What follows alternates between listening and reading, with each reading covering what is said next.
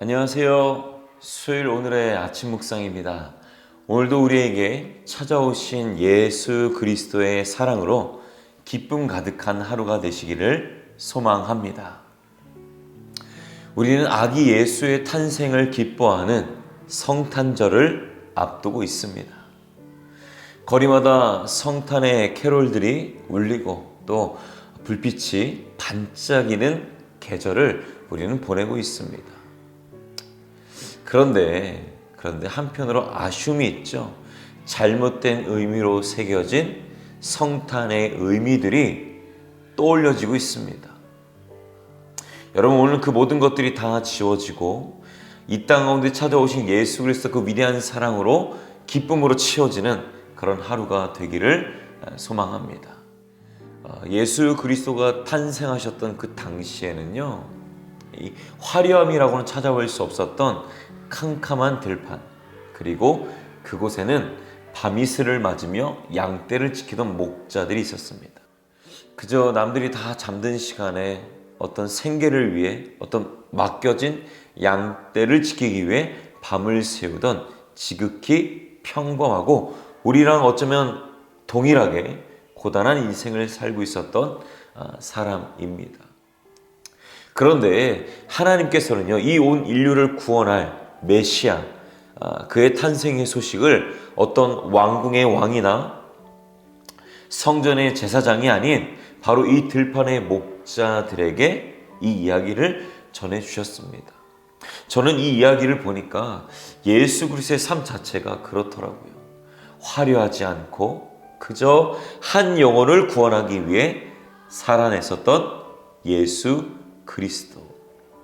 저는 그래서 오늘 이 말씀을 통하여서 성탄의 은혜가 누구에게 그리고 어떻게 임하는지를 함께 나누려고 합니다. 여러분, 성탄은요, 우리의 두려움을 큰 기쁨으로 바꾸는 시작이자 큰 사건입니다. 구절을 보면 주의 사자 곁에 서고 주의 영광이 두루 비침에 그들이 크게 무서워했다라고 기록하고 있습니다.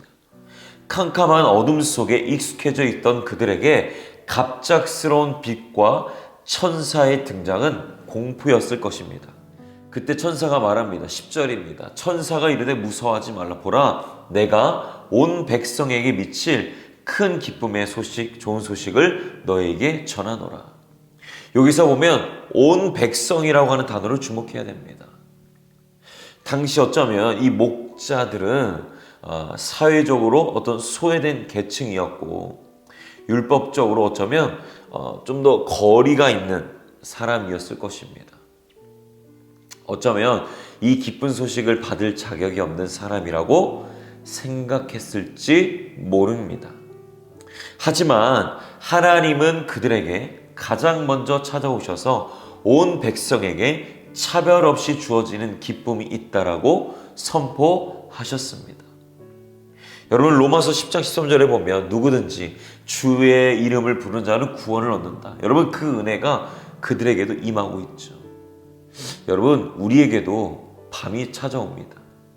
인생에 밤이 찾아옵니다.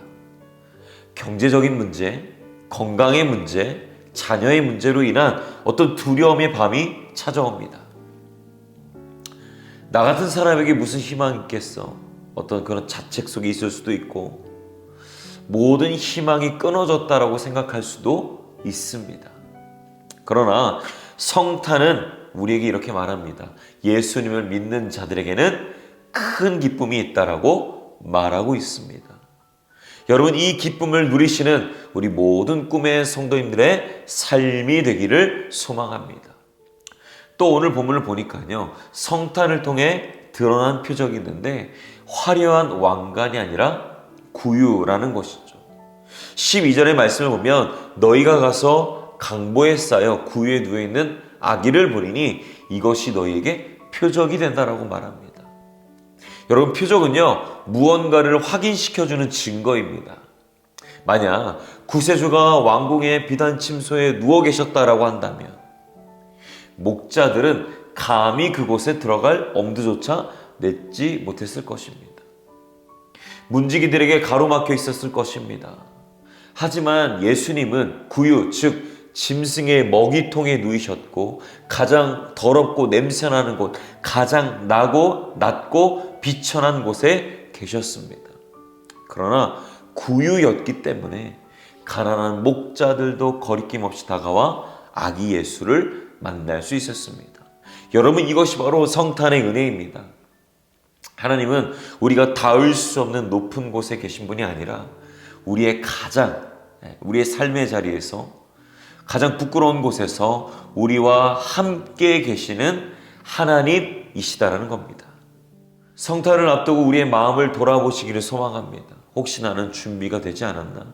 내 모습이 너무나도 부끄러운데.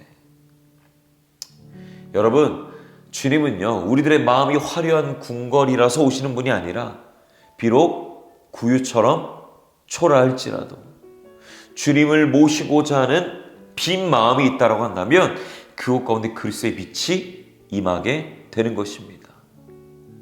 여러분, 이 시간 내 마음의 가장 낮은 자리에 오시는 예수님을 기쁨으로 맞이하시기를 소망합니다. 저는 이 성탄을 맞이하는 우리들의 마음에 화려하지 않아도 그럼에도 불구하고 사랑하셔서 찾아오신 예수님을 본받아 하나님의 사랑을 나누고 증거하는 삶을 살아내기를 소망합니다. 그리고 제가 보니까요, 이 하나님의 사랑을 어떻게 나누는지 보세요. 15절에 보니까 천사들이 떠나 하늘로 올라가니 목자가 서로 말하되 이제 베들레헴으로 가서 주께서 우리에게 알리신 바 이 이루어진 일을 보자고 하고 빨리 가서 그리고 보고 천사가 자기들에게 이 아기 예수에 대한 것을 말한 것을 전했다. 빨리 가서 말한 것을 전했다. 알고 있는 것에 머무르지 않고 증거하고 살리는 삶을 살았다는 거죠. 예수 그리스도가 오셔서 전혀 맞춰질 수 없었던 그 퍼즐, 그 희생을 그들이 증거했다라고 이야기합니다. 여러분, 이러한 예수 그리스도의 복음, 그 마음을 우리가 삶으로 드러내고 나타내기를 소망합니다. 그 사랑이 흘러가는 성탄이 되기를 소망합니다. 그 사랑을 증거하는 그러한 성탄이 되시기를 소망합니다. 그래서 여전히 어둠 가운데 있는 자들에게 그리스도의 빛을 증거하고 나타내는, 내게 찾아오신 그 사랑을 많은 이들에게 나누는 그러한 하나님의 사람들이 다 되시기를 소망합니다. 기도하겠습니다.